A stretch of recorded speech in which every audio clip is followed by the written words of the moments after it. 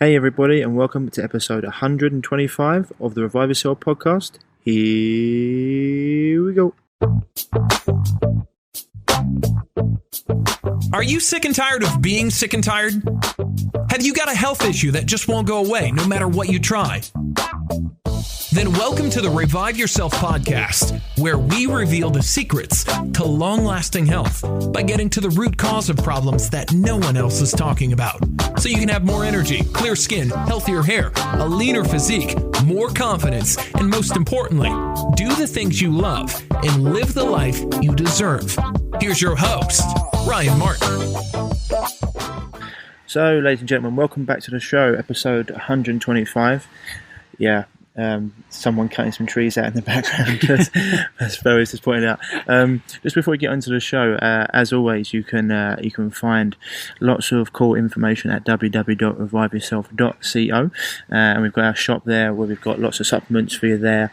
As I said before, I always like to tell you about Living Fuel Super Greens and Super Berry, because they are the most complete product I've found on the market, bar none, for anyone who's looking for a broad spectrum supplement to cover all bases. We've also got our Aries Tech EMF blocking devices, and especially one now for 5G. We're coming out. I'm actually going to be getting on a guy called Farid Herrera on the show, who goes deep into electromagnetic fields and how to block them both in your home and from your devices. I can't wait to get that show out. We'll be getting some of his products on our new website when that comes out, our updated website. We've also got our water filtration systems, Aquitaire. If you've got 1, 2, 3, 4 bedroom house, hard or soft water, have a look for them. And also, we'll be getting Blue Blocks and Essential Oil Wizardry on our website soon. But just because we've got great discounts for you there, if you go to www.blueblocks, that's BLUBLOX.com, for your blue blocking glasses, and you put in the code REVIVE, you get 10% off. And if you head on over to essentialoilwizardry.com and you put in small letters REVIVE, you get 10% off the best essential oils in the world. It's not even in my opinion, it's just fact. Dr. Nick Berry is phenomenal, and if you're looking for essential oils, he's the man to go to. But lots going on in the background. We've got the books going to be coming out very, very soon.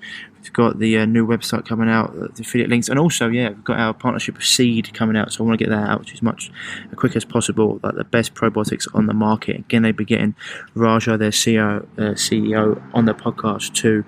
They're bringing like probiotics with a different level of delivery service. I think it's the only brand on the market with human strains of bacteria in them, and only ones that have actually been tested by humans, human tests as well. So that's all coming to you.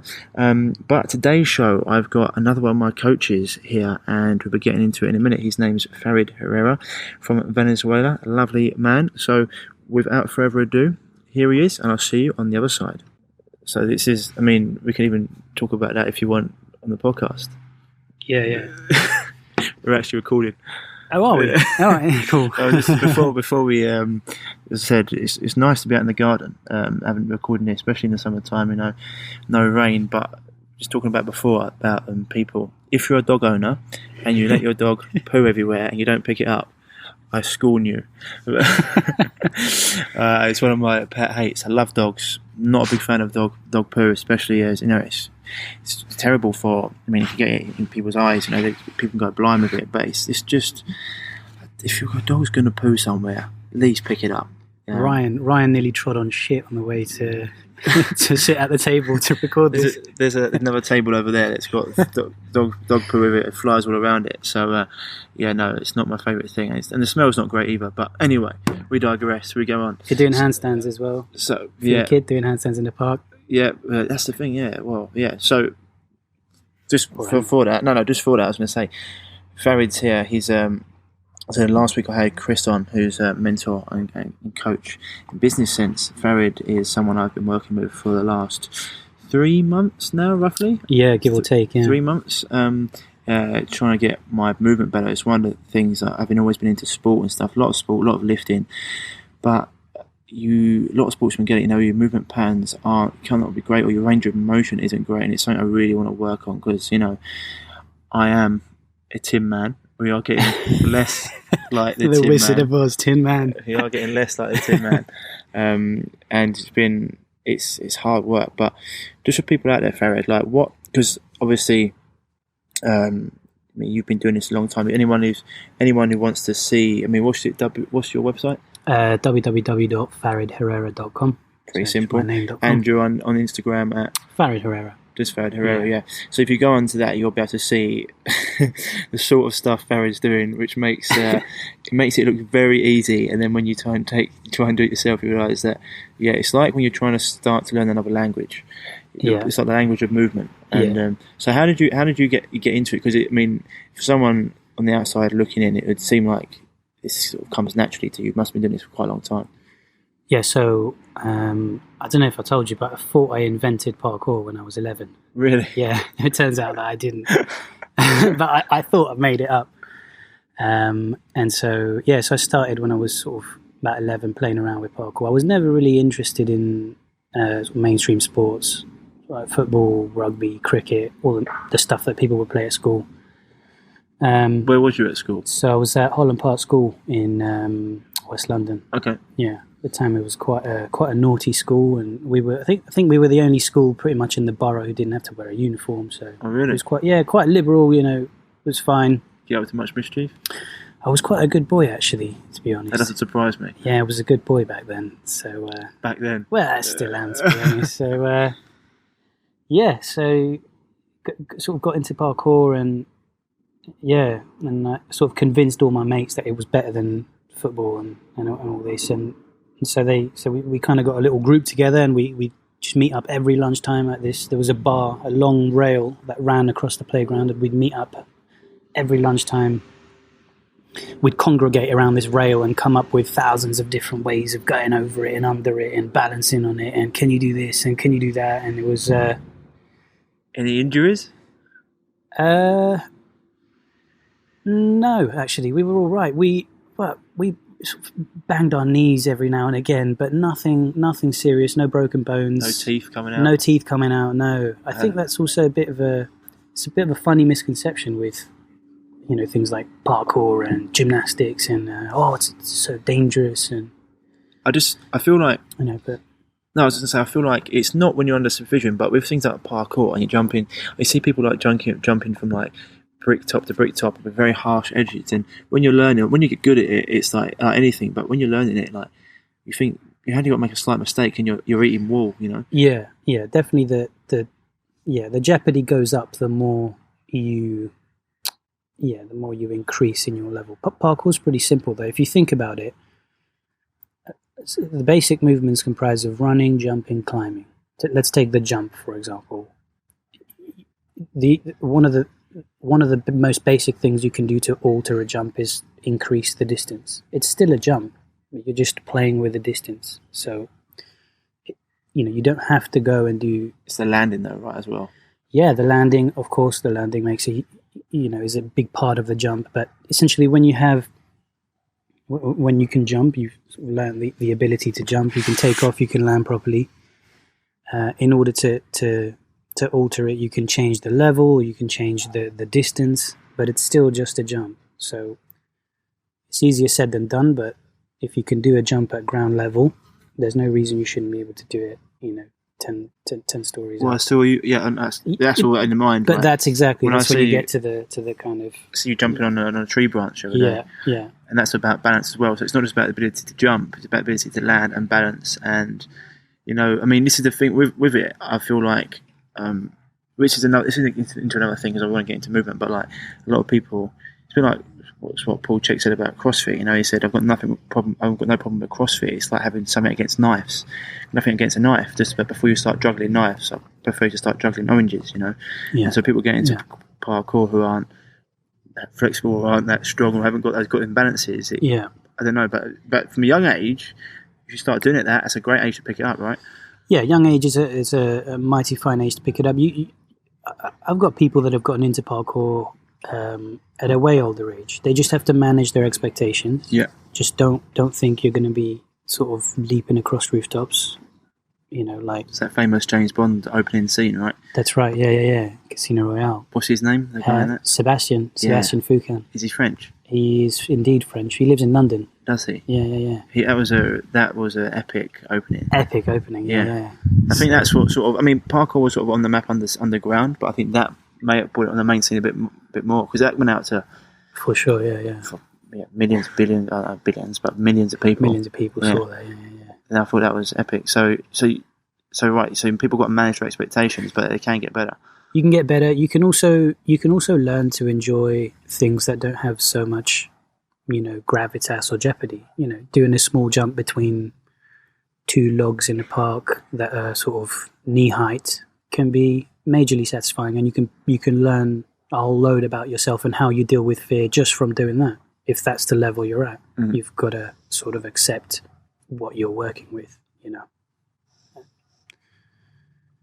Yeah. So that was when you were 11 years old. You got into that, and then you got a background in capoeira. Yeah. So before I did any capoeira, it was parkour with my friends, and then the PE block in our school was quite interesting. There were 3 gyms essentially. It was gym 1, 2, and 3. And gym 3 was always sort of out of bounds. There was this sort of long not revolving door, something like this, kind of like sliding door that used to block most of gym 3. And that's where all the gymnastics equipment was. And obviously I knew it. So after school, I'd always sneak into gym 3 just to have a play on the gymnastics equipment. Gym 3? Gym 3, right, yeah. Not gym... Gym 3, yeah. Gym 3. Gym 3, right. To have a play on the equipment, and I knew I had about a 5-minute window before my good old PE teacher, Mr. Arnett, would come in and sort of kick me out, essentially. So I had 5 minutes after school every day to play on the gymnastics equipment. And I remember one time he was sort of escorting me out, and I said to him, "Sir, why don't you get a gymnastics coach? That way, we won't have to sneak in here and play on the thing." And no, there's not enough people interested, and blah blah blah. So I struck a deal with him. I said, if I get a bunch of my friends interested and we promise we'll commit 1 hour every Tuesday after school, will you get someone? And he said yeah. And he sort of, I don't know, I think he laughed it off, didn't think I was serious. Yeah. So obviously I had all of my little parkour crew, got them all together, and then we went over to his office the next day on a Wednesday.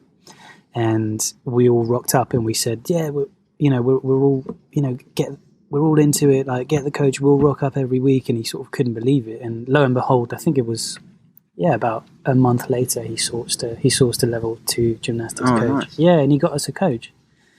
So it was every Tuesday after school. It was the best day of the week. We just couldn't wait for Tuesdays to come round, because we knew it was gymnastics with Danny. His name was Danny. So we'd finally open up Gym 3, roll out all the mats, all the equipment, and that's kind of where... How old were you then?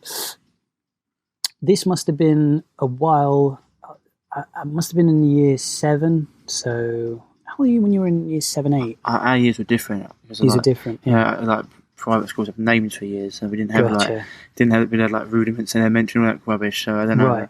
What was that, 7? Is that 11? Something like that? A bit younger? It's a bit older at this point. Yeah, so we're a bit older. So what were you doing? Like just mat work on the rings? Were you doing like bends? So no rings. We were just doing tumbling. Yeah. So basic tumbling passes. Okay, we started super basic, like forward rolls, backward rolls, all of the stuff that nowadays people just don't even want to. Yeah. They don't want to do that stuff. No. You say, people come in and they say to me, Farid, I want to move like you. Can you just make it happen? Like they think it's going to happen in 2 weeks. Or something. You know what it is? It's like when people go to doctors, they go there for treatment, right? And it's like, if I went to you, so I heard this the other day, it's like, if I went to you, Farid, I'm going to treat you to dinner, what would you think? Like, I'll be paying? But I'll treat you to dinner, right? Yeah. Just like if you go to a doctor, it's like you're going for treatment, so people go there and they expect the doctor just to treat them. It's like, you have to do, it's like, when I come to you, so you can only give me the tools, I've got to go and do the work. Well, yeah. So you can't just go to you, and you're not a magician. Well, yeah, that's it. So, yeah, no, exactly. So we spent, time and, session after session, just practicing our forward rolls and backward rolls and flips. Kicking up to handstand. No flips at the beginning. We were all complete novices. Right. It's just sort of, you can't. But actually, the important part of that process was that we were enjoying the fundamentals, essentially. We didn't go in there with this sort of air. Of course, we had our goals. We all wanted to do a backflip. Yeah. That was the thing when you were like that age. Yeah. But it's still the thing, somehow, isn't it? it's still the thing. Yeah, even. Yeah. I got a friend of mine who wants to I want to nail a backflip. Well, when you before I'm see 40. like a gymnast doing tumbling, Yeah. that's wicked. Like when you like just from like you watch them just flip, land it. You're like, oh, that's what. You see footballers. Some footballers can do it as a celebration. Yeah. And you think like, oh, that looks so good. So and they make it look so accessible. The amount of work that's gone into that though is something to respect, and I think, yeah, like I was saying, the important part of that process is we were actually enjoying the fundamentals. So it also like at that age, you sort of don't have any fear, do you? You get rid of all your fear. You don't care about like you don't think about broken bones. When you get older, you think, oh, because you're also not used to it. But like, it's just time doing it, and also getting rid. Like when you're younger, you don't have much fear. Yeah, there's less sort of jeopardy, less responsibility, less. You don't think about the repercussions for sure. I was still always quite careful, and in a way quite afraid. You know, this was something that I had a couple of friends who were the opposite of me. And I think what happened is they developed a little bit faster, but where did that come from? Why was you? What was? Where did that sort of not maybe hesitation? Where did that sort of like being responsible, or maybe just being a bit fearful? Where did that come from? Were you always quite meek as a child? It's a good question. Yeah, I would consider myself to be an introvert. Yeah. I've done a little bit of work on not being so introverted, so to speak. Yeah. But definitely I would say that's my kind of, if we had to put a label on it, that's the one I'd fall under. So quite reserved, quite shy. Mum and dad introverts? Or? Yeah, my dad I would say is quite introverted. My mum, maybe not so much, but yeah. So before we get into that, you're from Venezuela, right? Yes, I was born in Venezuela. And you come over here, how old? I was 1 year old. Oh, right. So like, London. You've been here the whole time. Yeah. I grew up here. But your mum and dad have been in Venezuela their whole lives? No. They came with me. They brought me here. Yeah, I'm sorry, before that. They were living there, yeah. Yeah. They were living there. And what led to them coming over here? Schooling for us, for me and my brother, education. Yeah. That was one of the big factors, yeah. Yeah. And they're like, did you like, so your dad was an introvert, your mum more extroverted? I wouldn't put her as far as extroverted, but she was quite sociable and more outgoing, I would say. And you say you've got more traits of your dad than your mum? Well, I guess in this respect, yeah, I guess so, yeah. Overall, I'm a perfect mix. Oh yeah. Yeah. So what are their good and what are their bad qualities? Well, not bad, but like it's funny because when I look at my dad, he's got qualities that you could put in either basket, good or bad. So he's really diligent and he's hardworking, but at the same time, it causes him to neglect other things in his life. Mm-hmm. So how do you weigh that up? Yeah. So things like that are quite interesting. Yeah. I don't think he thinks about it that much. He just gets it done. He's who he is, and he's quite old now. He's in his late 70s, so that generation, they just do what they need to do, and that's how it is. We don't have as much choice in all of this, all of the luxuries that we have today. So yeah, and in some ways, I think it can be good. We can get distracted a lot. That's right. Into things, but a lot of introverts because of like their sort of like uncomfortableness around maybe like big groups of people or like that sort of environment, it can lead them to going inside and do more work because they feel more comfortable, right? That's right. Yeah. I was quite aware of it, so I didn't want to, because I saw my dad and I was like, I had a great upbringing, there's no doubt about it, but I sort of did see how his sort of his diligence kind of kept him distracted, and I was like, maybe maybe I could learn from that and find a way to keep some of that. Take what's good. Wasn't it Bruce Lee that said discard what's not and keep what's uniquely your own? That's the one. So I looked at that and then sort of I trained myself to not be so introverted, essentially, and and my job requires it as well. I have to go out in front of people and teach workshops in front of people that have flown from wherever they've flown just to come to see me, essentially. It's like, it can be quite daunting and stressful for an introvert, but actually you learn to embrace it. You'll never get rid of that kind of anxiety or fear. I think that's a good thing. You just learn to dance with it. Yeah, I think but the thing is as well, you're doing it in your environment, so they come to see you in your environment. So like, you're not being put on the spotlight, but also like that little bit of anxiety. I mean, I'm from a young age, we always got taught at school to go and speak publicly. But obviously, public speaking is one of the 6 big fears I think they talk about. And, that's right. Yeah. But doesn't matter who you are. No, but you get more comfortable with it. The first time I did my first seminar, I remember I was shitting bricks. Yeah. And then the more I do it, you just get on stage and I'm like, right, now I'm here. Here that's we go. That's it. Same as like what you said before, you got that flow really well. And I was like, it's just repetition of doing it, right? Yeah. But it seems, the way you talk about your dad, it seems like he's a very powerful character in your life, or he has been. Yeah, he definitely has. A lot of the things he did in my upbringing, I think, I took really well. It's funny because it could have been, I'll give you an example. It could have been taken in a slightly perhaps more negative way. So, for example, he used to pick me up from school every day. And on the way from school to the bus stop, it was, you walk at his pace or you get left behind. That's how it was, And, if you were, you could take that as a bit harsh, or, why is he doing, wait for the kid? Why are you just running off or whatever? But I actually thought, man, like, this is brilliant. He's just going, and I better keep up or I'm going to get left behind. And sometimes I'd need to tie my shoelace, and I just like to squat down to tie my shoelace, and I'd like constantly looking up, watching him just walk further and further away.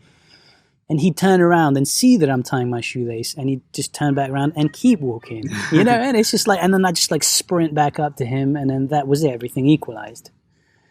And obviously it's a good lesson in life, I think. And he obviously was looking back and making sure I was fine, but I don't know, that kind of, that sort of affected me in a way. And I thought, this is, not to be wrapped in cotton all the time, especially by the people that you look up to, and because then you'll start to expect this from everyone, and you God forbid, you'll start developing a sense of entitlement. People need to wait for me. It's like the world doesn't revolve around you. Ooh, start getting double offended about everything. Like it's just. We won't go on that just yet. Yeah. So I think a lot of his character and a lot of the way he did things that I took really well. Old school, and for me it worked. It worked perfectly fine. I was always. Boys need that. Like mums are there to. They always say like, this is what the male and female energy. Like mums always be like, oh, be careful, and dads are just like, oh, get up there, because that's right. That's what you need, that yin and yang, right? That's right. Yeah. And I think in that respect, I had like I said, I had quite a good balanced upbringing. Obviously that wasn't perfect and idyllic, but for the most part, I have great memories. What's perfect? Yeah. Well, there you go. Yeah, I had great memories of my upbringing, and I think a lot of the way. So your mum was more like. Brought up, yeah. Mum was more sort of like not. Loving's not the right word because people love in different ways. She was more just as a mother would be. So a mother's love. She was more protective of you, or not? Yeah, more protective, perhaps. Yeah, I would say so. Yeah. But did she push you to get out of your comfort zone? No, I wouldn't say she pushed me to get out of my comfort zone, but I will say she did support me when I showed interest in doing that, which is for me was another huge thing. Also, she wasn't like. She didn't try and steer me away from it necessarily. She questioned me about it, and then I, said, this is definitely what I want to do. She was like, okay, get on with it. Stuff. Huh? The movement stuff, yeah. Yeah. Because it's not like, my parents, they're like, my mum said to me, like, my job in life is to, like, support you and protect you, and, like, she's always backed everything I've done, but sometimes they don't understand, because they've worked 9 to 5s and other jobs, they don't understand that this whole, like, I mean, when you're an entrepreneur, but when you're into this thing, you've got your own business, you've got to have always use a quote from Tony Robbins. You know, I think it's phenomenal, because a lot of people, they're 9 to 5ers and stuff, and it's fine. Everyone in the world, it's different people for different horses for different courses. But, you know, a quote from Tony Robbins is like, stop being worried about what can go wrong and start being excited about what can go right. Because if you always, whatever it says, what your vibe attracts your vibe attracts your, what is it? Your vibe attracts your vibe. Your vibe attracts your tribe. Yeah. Right. So it's sort of like what you put out into the world. You So that's good. So she supported you through that. She did. Yeah. And again, when I was at school, I, any excuse to train and practice, and I would take. So I think we used to do like end of year school shows and stuff, and like little presentations for assemblies and stuff, and I'd be the first one in line, because it meant I could gather up my little gang of friends, and we'd have to come up with like a 2-minute piece to some music, and we'd run around on the stage and jump over each other, and we'd get to like put all of our gymnastic tumbling stuff to use on the stage. And so I'd always invite my parents to the shows, yeah, you've got to come and see this stuff. Yeah. So they always had to come and come and essentially watch me do this stuff, and they did. So that's they kind of, they started to realize quite early that this was something quite pivotal in my life, essentially. Yeah.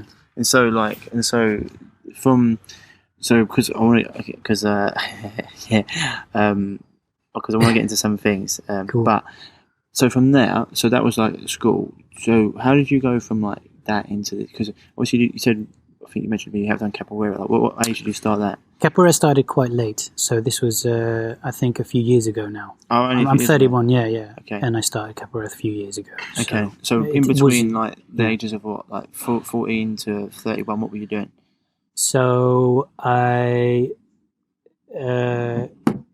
trained and moved quite a lot as a boy, and then I left school. I went to university, and I stopped training when I was at university. Did you? Yeah, because it was kind of a lifestyle shift. I didn't have my school friends, our little group, our little tribe of friends that from school, everyone sort of splintered off. As you do at that age, people went to different unis, studied different things. So I lost that, and it caused me to stop training. Where'd you go? I went to Brunel. Okay. Yeah, and I studied communication and media, which at the time... Put that to good use? Yeah, well, yeah. At the time, I think it was quite a new course. And I didn't enjoy it massively. But there was one module where the media module, we had to do a video project basically. So everyone put in a proposal, and obviously I proposed to do a video on movement. Yeah. And my group were up for it, and they sort of thought it was quite an exciting idea, so they went with it. So we did my video project for that module, and so I got back into a bit of training just so we could shoot some stuff, and then I remember being at uni. I think I was about 18 at this point, and I had this, without trying to sound too esoteric, I had this sort of kind of a vision in my head, or more like a soundbite, which was, this is the future. That was the soundbite that I got. Whatever I'm doing right now, this feels movement right. in part, it feels right. And I remember almost seeing the words in my mind, sort of etched in my mind. This is the future. It was sort of like almost like a giant billboard. 100%, mate. I mean, this is like, I'm going to continue. I would say this is like, so what we do essentially, it's like bringing people back to what was normal, moving, eating correctly, living like nature. Yeah. Like, this is the future. That's right. And I think in between school and uni, actually, I got a job in retail. And I remember I was working in Harrods. Harrods, yeah? In Harrods. How do you spell that? Capital A? Harrods. Yeah. Harrods, yeah. What are you doing in there? was actually working. I was working in designer shoes. Mate, my friend worked in Harrods actually in the menswear department. I remember going up there. It's an interesting place. It is actually. I actually really enjoyed it. Yeah, I can imagine it being quite enjoyable. But at the same time, it did make me think, because my manager was obviously way older than me at the time. She was probably in her mid-50s, and I thought to myself, you know, all of the senior lot were also in, and I did think to myself, is this is not the future? No. You know, is this going to be my life now? This was before uni, so I kind of had a little bit of a taste for the 9-to-5 thing as well, and sort of naturally didn't connect with it at all. I'd been training before. I'd been putting myself in uncomfortable situations. Right? A lot of the times, a movement practice will require you to put yourself in situations where either you suck at something or you're scared to do something. It's just uncomfortable, and it doesn't have to be that way all the time. Yeah, amen. But it's how you grow, right? That's right. And so, yeah, it's one of, I just said that's one of my things. I've said to myself, like, play like a kid, be like you used to. Every night it'd be something different, it'd be like badminton, football, rugby, and now like you get older, people start doing that. They're go to the pub, or they just like go and do nothing, sit down. It's like my thing was, I don't care. I'm gonna just be playing like a child. It's like Muay Thai. So football, and also the uncomfortable thing, like become comfortable with being uncomfortable. I think it's a big thing. People don't like being uncomfortable, right? And so they just stay within their comfort zone, and nothing great gets achieved there. Yeah, that's right. And so, and that really affected me, because then I was in the retail job, and although I enjoyed it momentarily, you know, sort of in the immediate, it was quite fun. At the same time, I wasn't comfortable with where that would take me. Ultimately take it. Yeah, ultimately take me. So, and I was, but at the same time, the big fallacy is that if you stay in the system, it'll promise you, you know, gold in the tunnel, gold at the end of the tunnel. That's right. Yeah. So I was uncomfortable, but it was also uncomfortable to get out of that.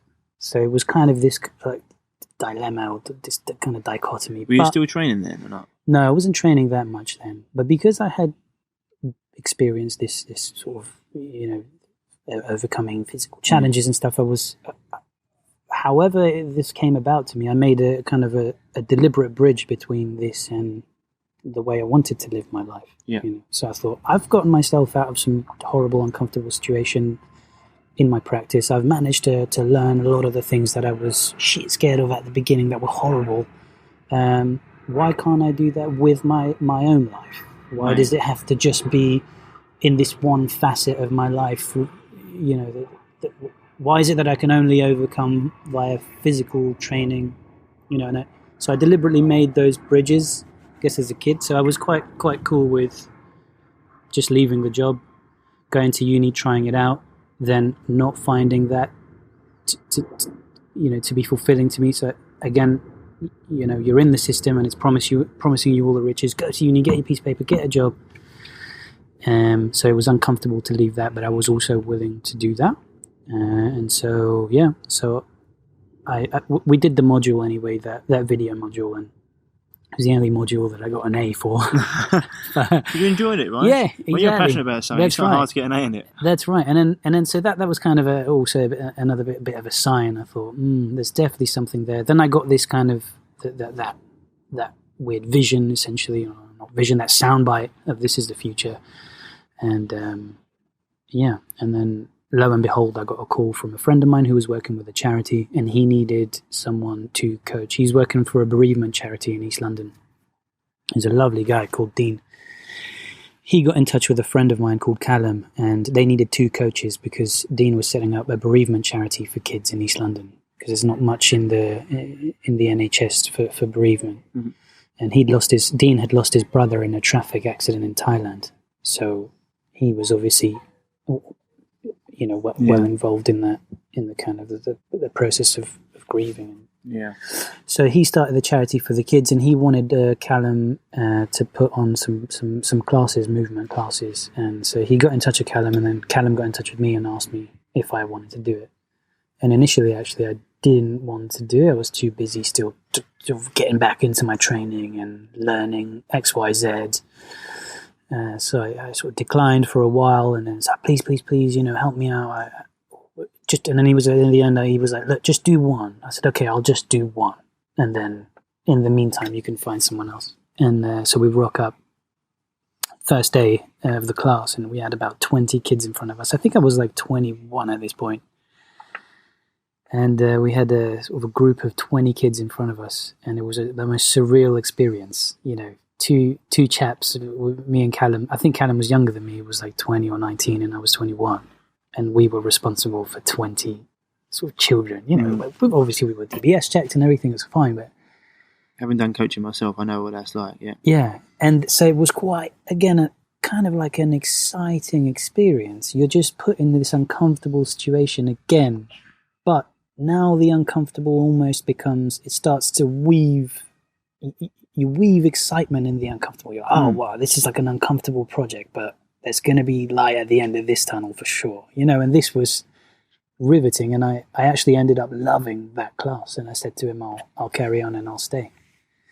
So, we started. I remember, I think like 10 minutes in, this kid came up to me, and he was tiny. He was like, his head came up to like, sort of up to my waist, and he poked me on the leg, and then he looked up and he goes, sir, can I go to the toilet? I was looking down at this kid thinking, I'm 21. He just called me sir. I felt like that's surreal, isn't it? That, yeah. It's just surreal. And then, obviously, I just nodded at him like, yeah, of course you can go to the toilet. He ran off, and I was like, geez. That's lovely. That happens to you. It's amazing, yeah. You're like, that's respect. That's some of the child's been brought up lovely. Like, because you couldn't just have as much as you're like, of course you can go to the toilet. Yeah. You couldn't just have every kid run off to the toilet every 2 minutes. No, be like, it is surreal when you first having called people sir. Where that comes from, that you can go deep into that as well, where that comes from. But like, having called people sir, like in schools, very funny. You called it yourself. You're like, that's strange. Like, it was a surreal moment. I was 21, and I was, being treated with respect, and the kids looked up to me and Callum, both of us, and same as the way you probably looked up to your coach, Danny. 100%, exactly. So it was a lovely experience. It was amazing, and and then we started thinking about how we can, help these kids grow and evolve, and really made me think about my coaching essentially. So I stayed on that project for I think it ran for 3 years in a row, and we just did a class every week. Okay. With the kids. While you were developing your own training? I was developing my own training, and we kind of trained with the kids, and it was just brilliant. So let's think about that 24. So like the next 7 years, have you had any mentors? Have you done any work with people like other coaches, like people that trained you to get to the level you are at now? You mean sort of movement? Movement? I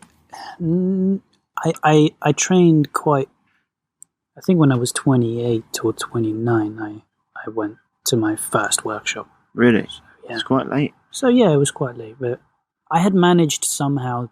Well, not somehow. I know how, but I had managed to develop myself. Comes naturally, right? Well, no, but as in everyone. For example, like Premiership footballers, Premiership rugby players. Of course, you get to a certain level, you need coaching, but before that, like it just comes natural. You got to have a natural ability before you can get to the point of making it professional. So yeah, you obviously got a natural ability to move. And I don't know that it's natural, Ryan, because I'll tell you why. Because I used to do things like this I'm about to tell you. Back when we had do you remember the old dial-up modems? Yeah. 56k. Your mum picks up the phone and the video doesn't load. You're waiting 2 days for this one video to load.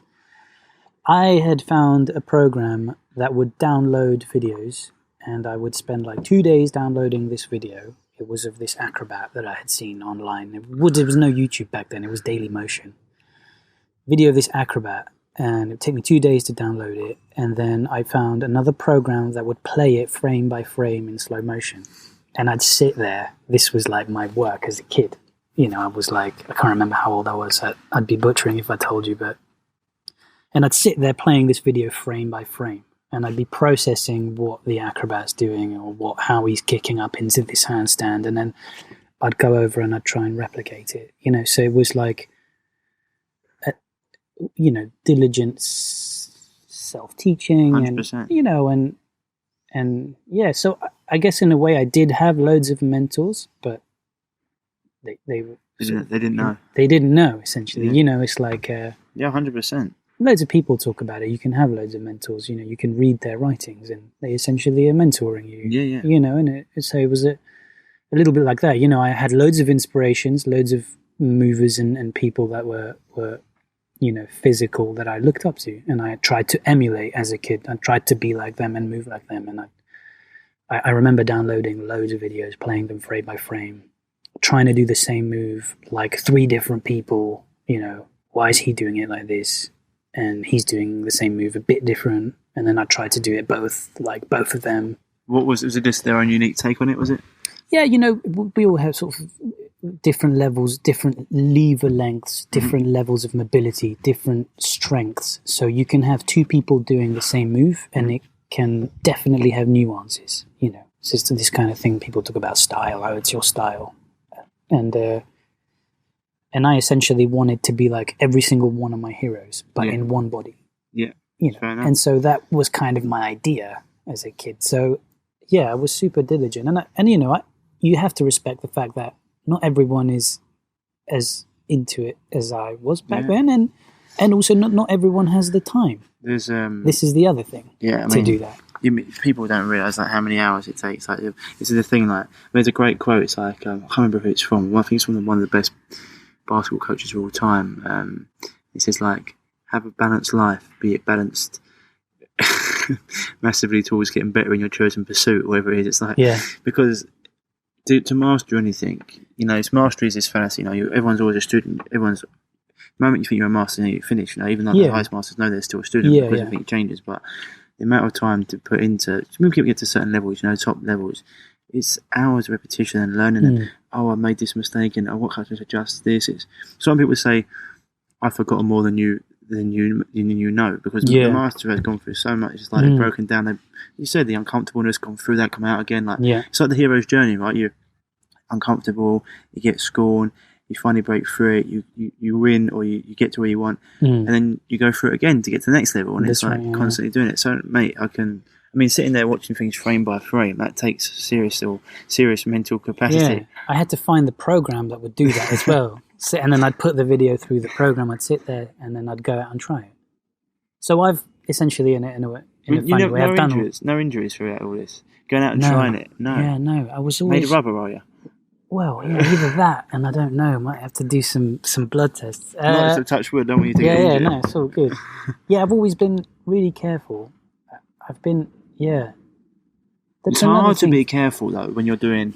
It's hard to be that careful when it's like going out playing the sport. You're playing. People are like, it's like when I've got mates who go to the army. It's like, be careful. It's like, how careful can you be in like a war zone or even a rugby pitch or a football pitch? Be careful. Well, it's not just down to you. It's down to the other players. Or be careful. I'm trying to do a backflip, or I'm trying to I don't know. As you said, what we did today. You're doing handstand up the wall, or you're doing a flip, or whatever it is. You've got to have some. There's some sort of like risk in it. Right? Here's why I think I didn't get injured. I was never attached to the outcome. Right. I think injuries come about when you get too attached to the outcome. You're sort of looking over the hill, and you can't even see what's in the valley, and you're going in and you're tripping up all over the place. I was never attached to the outcome. I used to really enjoy kicking up against the wall, or it was actually the bathroom door in my house. I used to literally enjoy kicking up into handstand and slamming my heels into this door. I think mum and dad loved that. Yeah. They had to deal with it. That's it. And I used to like that. I wasn't even thinking about when am I going to get my first 5-second hold. Like, there wasn't even, somehow it just wasn't in my thing. I was like, I'll kick up. I think it's a huge, I talked about this with Chris. I don't know if you listened to it. Our last podcast, Chris talked about it. And it's I listened to it. And I said, people were so worried about the destination, they forget that all the fun's had on the journey. It's it's all good. If I come to see you and I complete it, how much satisfaction would you get as well if it was easy to complete like that? Yeah, you wouldn't. And coming and meeting you and being, I know that I'm further down the line than when I was, but I've got a long way to go. But meeting you and also the people you meet on the journey, the conversations you have, it grows you as a person.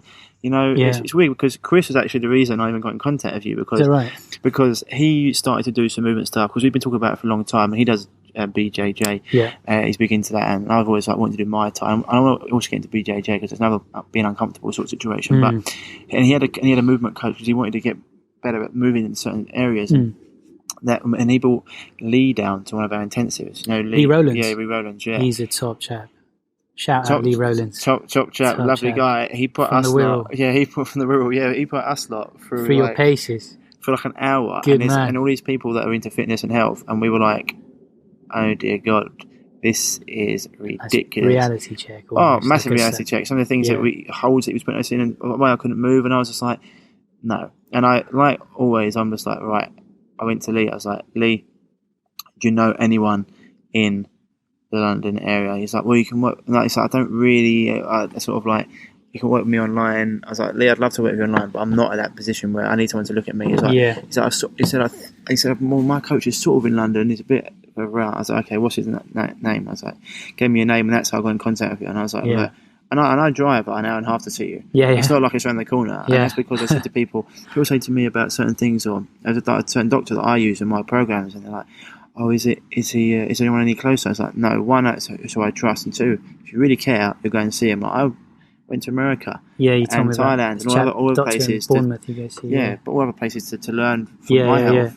And sometimes I think like people need that reality check of, look, if it's really important to you, you'll do it. And I think that's like people when you're in that sort of like self-development world, and like a lot of entrepreneurs and stuff, another quote, and I'm going to say it so many times, I want this to get through to people as well. Jim Rohn, your level of success will seldom exceed your level of self-development, because success isn't something that happens to you, it's something that you become. And it's like, this is why keeping company with the right people and doing the right things, the right practices, and it's just so important to like surround yourself. And as I was saying, it's like Lee was, that just gave me like give me like, all right, I'm nowhere near, like, you can lift weights and you can move your up and down the pitch, but there's a lot that's missing there, and I think that's a really important part of the puzzle. And so that as well, like as you're saying, like not having, the journey like is really important, and not having like wanting an outcome, or like thinking I need to do this. I think the playing aspect is something that people lose as well. Just getting them playing, right? Like people want this and they want it now, rather than thinking like, okay, like how long is it going to? What have I got to do? Who have I got to see to get there? Or how long is it going to take? And what's realistic? People grossly overestimate what they can achieve in a week, and massively underestimate what they can achieve in a year or longer. And so not having that outcome for you, brilliant. Like being able to play and get on with it. Yeah, and a lot of people, you hear the quote all the time, oh, it's not the destination, it's the journey. And this is all true and all good and well, but how do we put that into practice? People just don't put it into practice. They don't even try. It's fair enough, okay, I was having this conversation with a student of mine the other day, and we were doing a really simple low gait traveling pattern across the floor. It was not complex, it was simple, but there was loads of room in that simplicity to actually find enjoyment and to refine the details. You could take anyone off the street and I could teach them this crawling pattern, and all they'll be thinking perhaps is, oh, well, when am I going to get the handstand, or when am I going to get to wherever this thing's going to lead me, And not that she had that perspective, but it just kind of sent me on this sort of volley of words. And I said to her, just try and find the enjoyment in feeling the way your left leg is sliding across the floor. That's it. And then, you have to practice enjoying the journey. It's all good and well knowing that you should, but if you're not practically trying to do anything about it, you're still going to be attached to your outcome. And you're not going to enjoy what it is you're doing. You're not living in the moment. You're wishing about the next thing, which is like they always say, like think about the future, but live in the moment. It's like I think that we've got that quite well, me and you, with it, because we are. I know that it's a long journey, and I don't think I've ever said to you, I really want to get a handstand. I've just been like, well, I just need to move better. I just need, and I know it's a journey, and it's going to take some time and stuff. But it's something that we need to do. A lot of the times in my practice, I actually enjoy the simplest of things are the things I enjoy, not necessarily the not jazzy movements. Of course, they're fun. It's fun to do that stuff. It's good to have those aims, but a lot of the times, just the details of how my foot is rolling on the floor, or how my hand how the weight is distributed through my hand when I'm moving, that stuff is, you learn to find, joy in refining those details. 100%. And I think it's like, so there's some people out there though as well, like, because I think it's, because we want to get into certain things, because this is the other thing, right? You've been doing this for a long period of time, and a lot of people will watch your videos and be like, oh my God, I can never get there. And this is something that I wanted to touch upon, because I think it's like, it does take time, but when what it was actually, Lee said something to me, and this is why I went to him like, have you always been into this? And he was like, no, 4 years ago I couldn't touch my toes. And I was like, right, that gives me hope. Yeah. And hope's a massive thing. And when I spoke to you, you were like, no, I used to do all this stuff, but I was never that flexible. Like I couldn't touch my toes before. And I was like, what? I could. Yeah, and it's not a lie.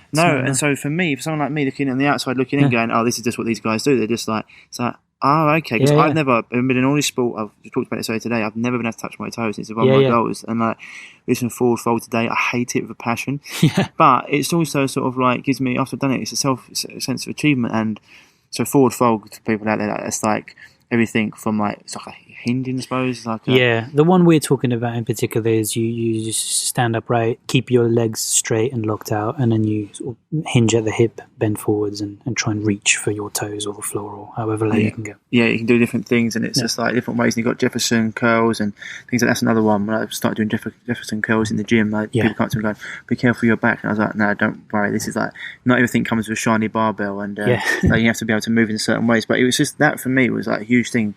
And for people I talked to, like you saying, I hope I couldn't touch my toes and stuff. So it's like this stuff is attainable. It's just everyone's just sitting at a desk all day long, not moving very much. And if you keep on doing the body, it's very efficient. He goes, I don't need to do that anymore, so I won't do it. So it just switches off stuff. So you need to keep on doing. This is like even for you spend you're at that point now where you're quite flexible, but even every week you spend time doing those stretching drills, right? All the stuff, the brutal stuff I put you through, it's not it is as well.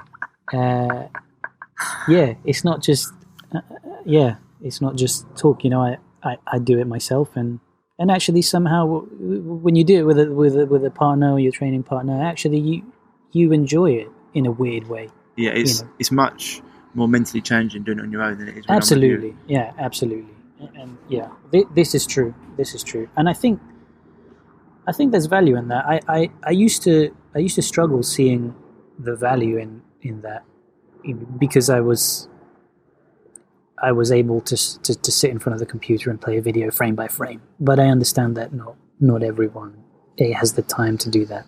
That there's obviously huge amount of value working with someone that knows, and this is why, like, even as much as things are like going, having someone in your corner, it's also that support. Like a lot of people have support accountability. Like, this is why sometimes I'll just send you a video and like, what do you think? You're like, yeah, that's good, or this is, or because sometimes you can't judge yourself. You might be thinking you're getting it wrong, and practice is great, but getting perfect practice or as close to perfect as you can is even better. So, that's why like you do your stretching with someone else and come to evaluation. But I think it's really important. So just for people to understand that, and also it is attainable. It's like anything, you can't expect to be great overnight or even after a year. It's going to take a while. Like I know that this is like a journey, and I said like, look, if in 3 to 5 years I can do some of the stuff you're doing, I'm laughing because it's all great being able to move a barbell from A to B, but being able to move and being able to be flexible, like it's just great when you hear like I couldn't do this.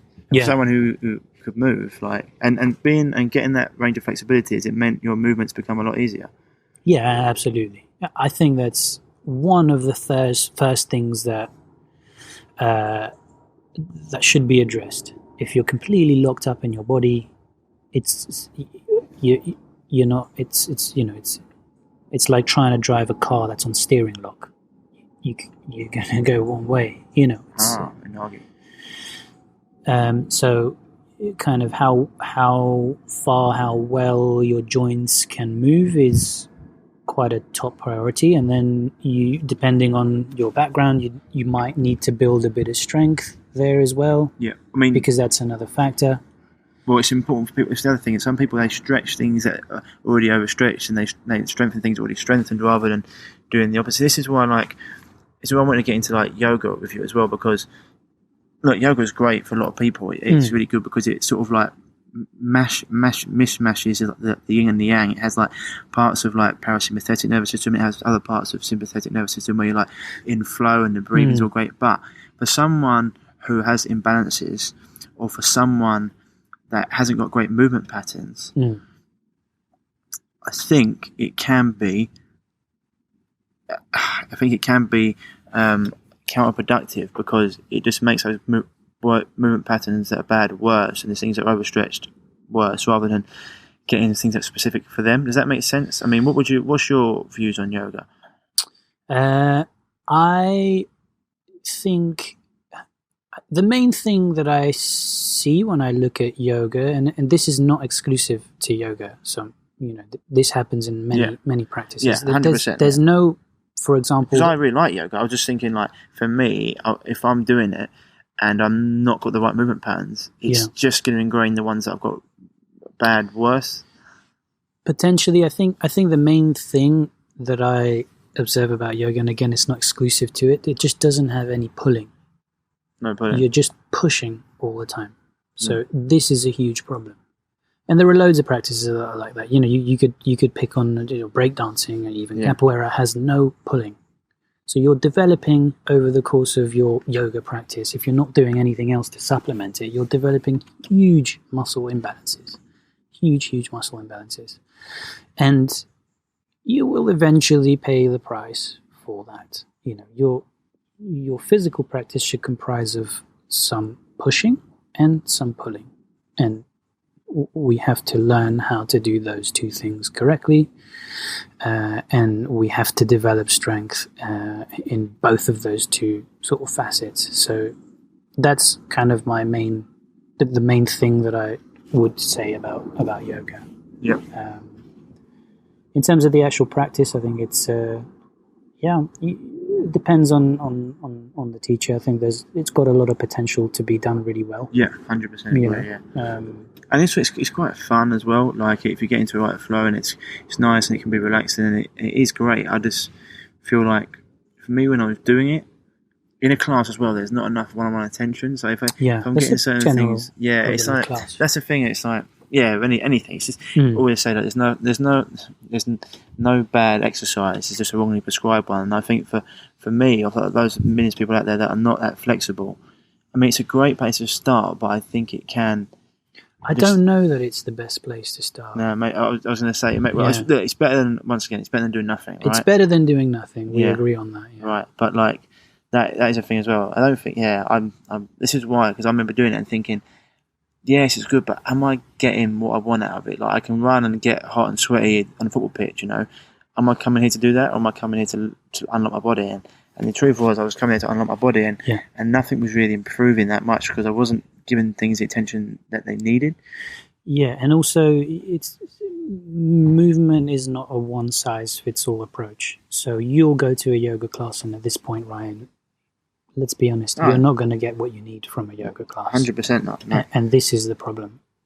I think the one thing we've got to be fair about is it's a good gateway. Oh, yeah. So you probably got into researching more about movement because of yoga, I imagine. Yeah. And a lot of people get this same experience. They go to a yoga class, they find out something's lacking, they feel they're imprisoned by the size of their mat because they can't go outside of it, and then they start looking elsewhere. And this is perfectly fine, in my opinion. The yoga practice that we know today, and that's being sort of sold to us today, is not necessarily anything like what it was intended. There's a lot of other aspects to yoga that have nothing to do with movement. Some people would argue that the movement isn't even primary. It's more about meditation. It's 3 hours most of the yoga practice in India, right? 2-3 hours. Yeah, it's a lifetime practice, almost a lifestyle. It doesn't. The yoga as we know it is been kind Bastardized. It's been put through this filter and it's been diced up, and Well, we're getting one little chunk of that, of the whole pie, essentially. So that's also something to note, to think about. That there are loads of great, literature and stuff on. It's like what we do, like an hour a day. It's like exercise in a bottle. It's talking about like I'm going to do something in the blue zones, and like one of the things the blue zones do, like all out throughout the day, they're constantly moving. Whether it be like picking up or milking the cows, or like picking up fence posts and painting them, or moving like grass from one field to the other, or whatever it may be. They're constantly moving. It's something that, and so going to the gym for them is like it's a bit null and void. Whereas the other thing as well is like with the yoga, is like, as I said to you before, everyone I sort of look up to in that sort of movement thing, you guys all look a certain way. You don't look like a yogi who looks like, I don't know, a tree branch, for example, very thin and skinny. Whereas like everyone else I know that they're doing. The other guy I really got into movement and stuff from is Idol Portal, right? Yeah, that's what I sort of like come across, and I was looking for any of those coaches first, and then I went into it and I was thinking, right, but having spoke to you and a few other people, that even that's sometimes not the best way, because it's. I remember actually inquiring with them, and they were like, yeah, you're going to need to spend 3 hours every day for the first 6 months. And I was like, I just haven't got 3 hours a day. Yeah. And I was just like, and that was, I mean, he's great, and more people might got to turn on to him through him training Conor McGregor and stuff like that. And he's also quite an engaging character. He's quite he's quite an opinionated person. Yeah. And so like it's great, and also he looks the part. He lives the life. He moves really well. He looks really good in his skin. And he comes across, and so that was more about that. And so great, but I think it's like finding that balance between people, like, because people have got jobs and lives, right? And they need to, like, 3 hours a day. I mean, at some point as well, it becomes mentally stressful. Yeah. Thinking, I've got to do 3 hours a day of this. You've got to meet people halfway. A lot of the people that are going to be coming to you might, that come to me sometimes have nothing to do with movement. I'm training a guy, he's a director of a theatre, and I'm training his wife. I'm training both of them. They have nothing to do sort of with movement. So you have to be able to prescribe movement for the layman. Essentially, you have to meet people halfway, and it can become overwhelming. And then it becomes overwhelming and counterproductive. You have to be able to prescribe the people you work with something that is gradually achievable. So they're getting small victories here and then. You manage their expectations, and this is more likely to allow more long-term progression, and perhaps also more long-term commitment, not necessarily to you as a coach, but for themselves to keep a practice up. Because at some point the coach will become redundant. Well, the thing is, it's the thing about, it's like a good coach anyway, any good coach worth his salt doesn't they want what's best for the client, whether that's them there or not, and they want them to learn, they want them to eventually be able to like not need them anymore. But the thing is about coaches in certain areas is they're generally ahead of the curve. So like, I've been with Chris for 3 years, and because it's like with me, because his passion is about helping people. If something changes, well, he's on it. People go. Some people that used to be with him, like, be with Chris. I said to me, "Are you still with him?" I'm like, "Yeah," because marketing's changed, or this has changed, and he's on top of the game. And people come to me, they're like, "What?" Since one of my friends said to me the other day, it was like, right, whenever I see you, there's always something else you're talking about. I'm like, it's because it's the same as like, it's whenever I see your stuff, like it's because it's our passion. We're always developing ourselves, and so therefore, then we can get that. So, 100%. You want to get what's best for the client, and just keep on progressing that journey. But as you say, keeping them interested and keeping them making sure they're going to continue to develop.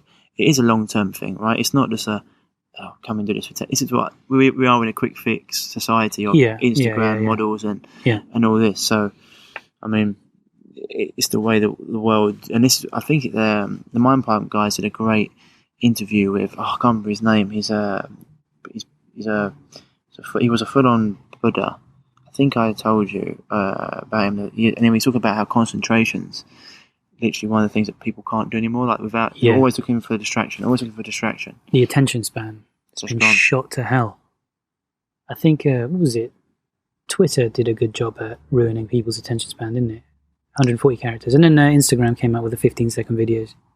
And it's just like, because this has all been heavily marketed. People like Paul Check talks about it as well. He said about like Christian church and the religions had like mind control, like had it perfected in the 1800s or something like that, or before that. He said these guys, do you know how much research goes into mind control and how quickly you can download a mind virus? You'd shit your pants. Like these things, like it's like the advertising for you. They know you inside out. It's when you go on these things. So, and there's a great guy that I'm trying to get him on my podcast as well, called Michael Desarian. He talks about, it's not about sometimes ignoring it. Michael, he's a great truther. He's wicked, and he talks about like, it's not even about just ignoring these things a lot of the time, because you're in a world where you can't ignore them. You're going to be surrounded by them. Yeah. It's being aware of when they put these adverts out, you going and laughing at them and being like, I can see what you're trying to do here. Yeah. Being aware of the manipulation so you can look at it objectively. And I think that's huge. But yeah, mate. So it's just it's great that you're doing it. So what's next? Why haven't you ever joined the circus? I thought about it. I thought about two directions for my career. It's serious. I thought about being a stuntman. Yeah.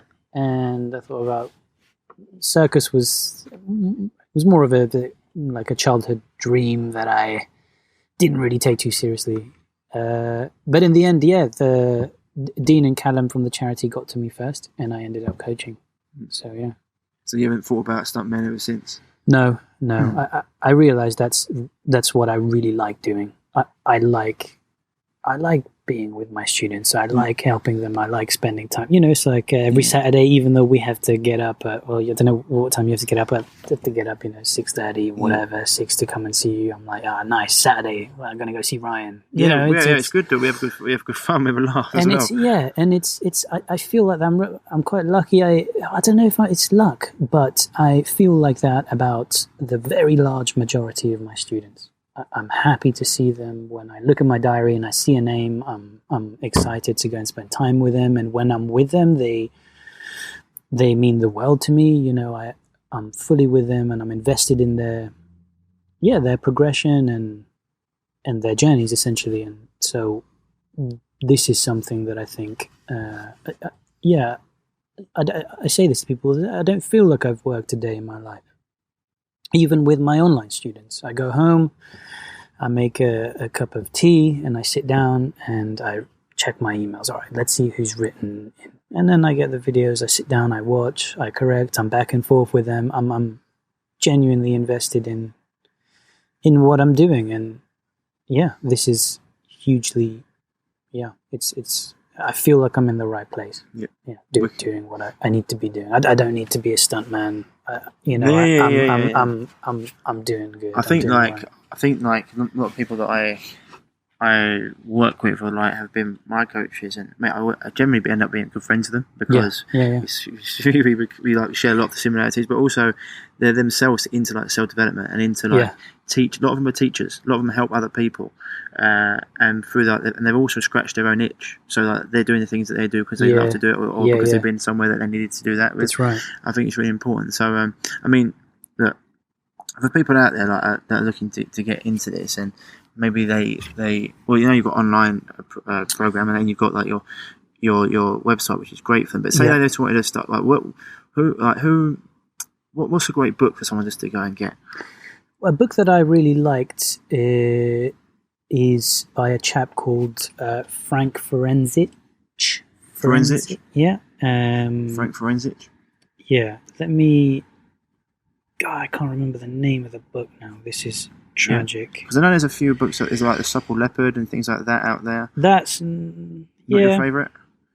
It's Supple Leopard's more...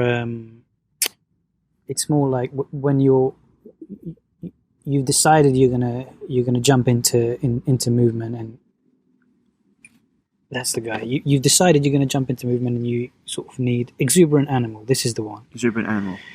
Exuberant Animal by Frank Forensic is a brilliant book, and I've just started his other book called Beautiful Practice. So those are two great books that they're a brilliant Perfect. kind of introduction And that so I for would like, recommend. and for like people like, because also, as I said to you before, like guys out there that want to continue to maintain a good physique while they're doing this sort of stuff, like what sort of things would you say like not get impeded? Like when you think about gymnastics and stuff, like is there a good gymnastics program? Is there something they could follow there, or what's the American guys? Summer, is it? Christopher Summer, I think he's gymnastics bodies. Is he? Yeah. Is that any good? I think it's great, but you need a lot of self-discipline and resolve to do that. Okay. It'll get you results, but let's be real. Okay. It's a grind and it's boring. Yeah. You're going to have a lot of self-discipline, willpower to get through that program. That's not to disparage the quality of the program. The drills are great. Summer knows what he's doing, but I don't think he's put much effort into making it very fun. Yeah. It's very results based, and you will get there, but you'll have to stick to it. Yeah. Okay. So like just certain things people can do, keeping them a bit like maybe like 1 or 2 strength sessions a week, and then getting on them ability. Just think about pushing and pulling. So if you're going to go to the gym, do something that will require you to push and to pull. If you want to incorporate it into movement, you can do your pushing by doing various different types of crawling patterns, or you can practice kicking up to handstand. That's a pushing exercise. And if you're terrified of kicking up to handstand, you don't have to try to actually kick up to a full handstand. You can do tiny little baby kick-ups. Yeah. This is fine. Eventually you will start to develop the shoulder strength, start to develop the awareness, the coordination. You'll have to figure out which leg you want to kick, which leg you want to jump with. And all of these kind of challenges they'll keep you engaged. Crawling?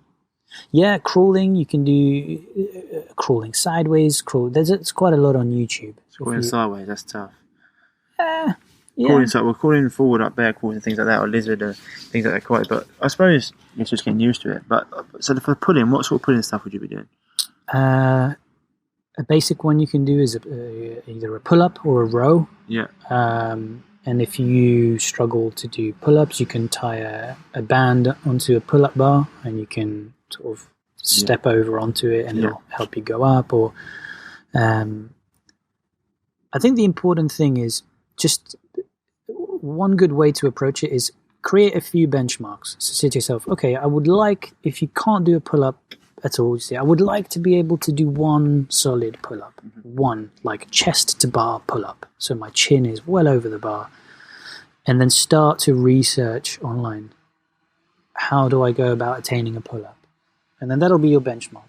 And then you can also give yourself, okay, I would like to be able to eventually kick up to a handstand and hold myself there for 5 seconds, even if it's against a wall.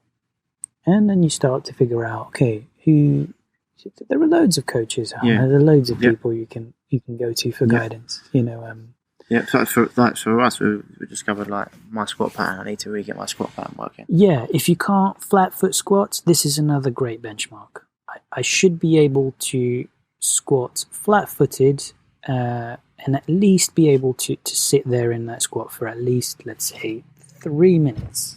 3 minutes in total, or 2 minutes even, would be a good benchmark. Yeah. Set yourself these benchmarks, and then have a look online. There's a lot of good free stuff online. If you have the time and that's for you, do that. Otherwise, find someone. Yeah. Find someone that you trust or that you like. Find someone that you, just that inspires you, and you think, okay, I would quite like to. That's the direct. I like that. I can relate to that. That's a good direction I would like to go in. Yeah. And go get in touch, and that's it. Awesome, mate. Yeah. Been an absolute pleasure having this discussion. Anything else you want to add? I think that's it, mate. We didn't even get into like being offended and stuff, but we can do that next time. Yeah, next time. We can do that next time. And I just want to say, like for anyone out. Also, you've got a couple of workshops coming up.